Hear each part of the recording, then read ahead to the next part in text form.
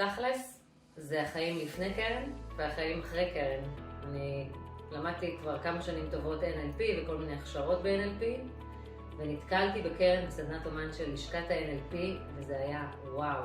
אני אקרא לזה נדיבות, אני אקרא לזה נתינה. היא לא משאירה שום דבר קרוב אליה לחזה, היא חושפת והיא מדברת והיא משתפת, ואפילו דורשת שנשתמש בכל הכלים שהיא בונה אותם, שהיא מדייקת. זכיתי לשמוע על קרן דרך חברה, ובמשך שנתיים הרגשתי שאני עוסקת בקליניקה ודברים קורים ואנשים יוצאים בטוב, אבל הרגשתי שחסר משהו, שחסר לי עוד כלים כדי לדייק, כדי ממש לנעוץ את הדבר.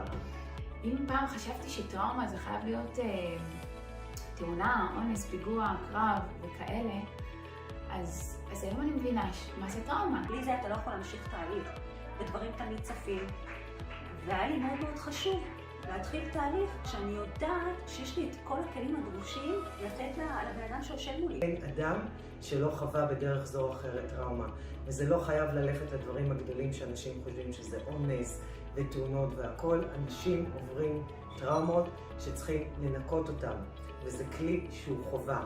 והחובה השני זה לבוא לקרן, כי אין יותר בית מקצועי מקרן.